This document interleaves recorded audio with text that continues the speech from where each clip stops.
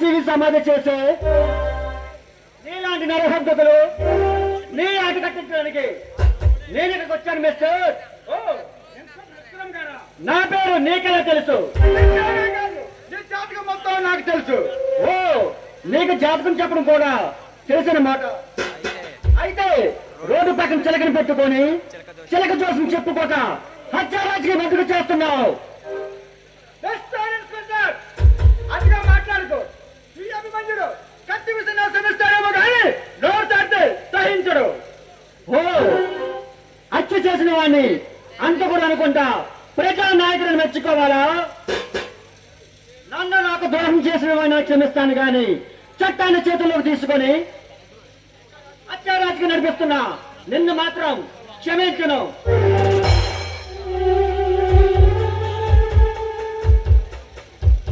మర్యాదగా లొంగిపో.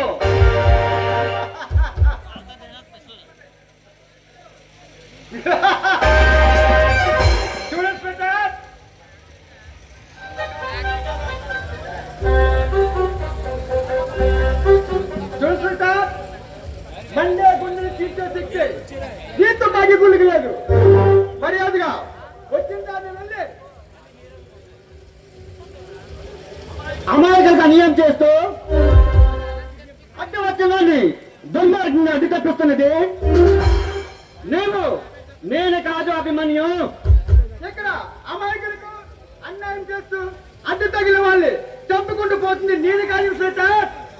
ఆ సర్పమోసం నాగమోసం వాళ్ళు రాజకీయాన్ని తన గుప్పెట్లో పెట్టుకొని ఆడవాళ్ళ మానవ ప్రాణంతో చెలగట్లాడుతూ కూడా వాళ్ళే వాళ్ళు అచ్చితే అప్పుడు నీకు చెల్లి చేసి లొంగిపోతాను.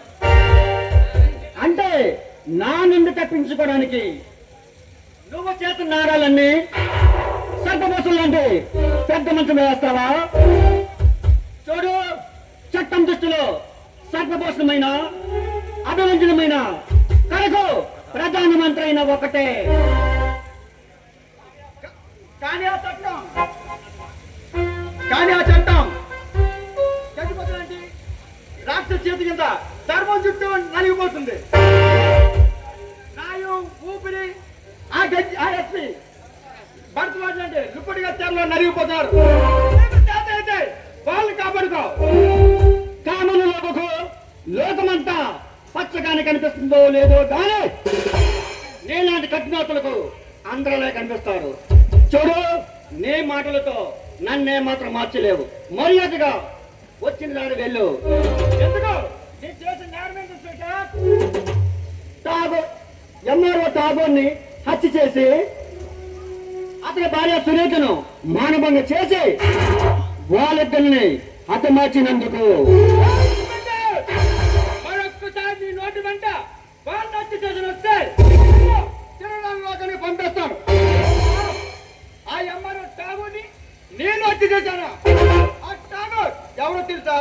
నా రక్తం పచ్చి పుట్టిన మా అన్నయ్య, మా వదిన సునీత నాకు తల్లి లాంటిది. అలాంటి వాళ్ళని నేను చంపుకుంటాను. చెప్పు. I'm sorry mister Abhimanyu. మరి నువ్వే వాళ్ళు హత్య చేసావని నన్ను ఎక్కడికి స్పెషల్ ఆఫీసర్ గా పంపించారు. ఎవరు ఇన్స్పెక్టర్? గజపతి, మా ఎస్పీ భరద్వాజు. చూడు విక్రమ్, ఆ గజపతిని ఆ ఎస్పీని అదే రోజులోనే పైలోకి ట్రాన్స్ఫర్ చేస్తాను. అది నేను ఇక్కడ స్పెషల్ ఆఫీసర్ కొన్నాళ్ళు జరగనివ్వను. చూడండి సార్, మీ చట్టానికి సాక్షులు కావాలి. సాక్షులు లేకపోతే నాలాంటి వాళ్ళు తట్టుకోరు. మీలాంటి తరం కాదు పెట్టారు. శాసిస్తున్నావా అని చెబుతున్నాను. ఈ విక్రమ్ తలపై 3 సింహాలు, ఒంటి మీద కాకి యూనిఫామ్ ఉన్నంత కాలం మీలాంటి వాళ్ళని ఆట కట్టిస్తాను.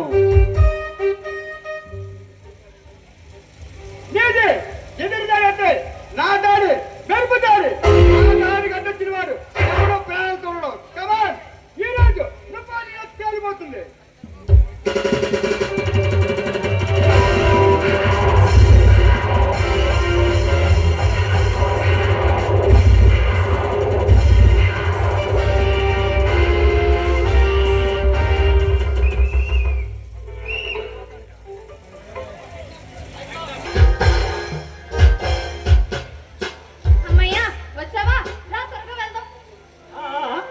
ఎక్కడికి? సినిమాకి. చూడు, థియేటర్లో సినిమా కంటే ఎదురుగా ఉన్న ఈ ముద్దుకమ్మ ఏమంటావు? అబ్బా, ఆశ. అవన్నీ పెళ్ళైన తర్వాతే. అబ్బా, మీ ఆడవాళ్ళతో వచ్చిన చిక్కే ఇది. మాట్లాడితే చాలు పెళ్ళి పెళ్ళి అని ఒకటే గొడవ. అంటే నీ ఉద్దేశం? ఉద్దేశం అంటూ ఏమీ లేదు రోజు. నాలు ఇలాగే సరదాగా ప్రేమించుకుంటూ గడిపేద్దాం. అబ్బా, నీ చిన్న పనులన్నీ నాకు తెలుసు. అప్పుడు నువ్వు పెళ్లి చేసుకునేది రోజాని కాదు, పిల్లల తల్లి రోజాని పెళ్లి చేసుకో. అచ్చా, నాగా అంత అదృష్టమైంది. నీ జీవితానికి అసలు హద్దు పద్దు లేకుండా అయిపోతుంది బాబు. అంటే నువ్వు అప్పుడే నీ ఆశలన్నీ తీర్చుకొని త్వరగా అన్ని ముగిద్దామనే. చూడు రోజు, మనిషికి ఆశ, మనసుకు తాపం లేకపోతే ఈ సృష్టిలో ఏది ముందుకు సాగదు. విక్రమ్, నీ మాటల్లో చిలుపుతనం, నీ చూపుల్లో మన్మథతనం నా హృదయానికి గుచ్చుతుంది. ఇవన్నీ చూస్తుంటే నీతో త్వరగా ఐకమత్యం అయిపోవాలనిపిస్తుంది. నీ ఆరాటానికి నా పోరాటంతో చెక్కిపెట్టాగా. అంటే అర్థం కాలేదు. అర్థం కాపాడానికి ఏముంది? నీ అగరాలని మకరందాన్ని ముద్దులతో చూసుకొని నీ ఒంపు చంపలు తోయగాలని ఆలింగ చేసుకోవడమే పోరాటం.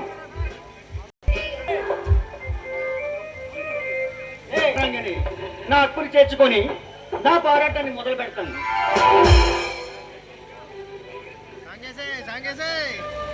అయ్యగారి చేతులు బాగా హద్దు మీరుతున్నాయి.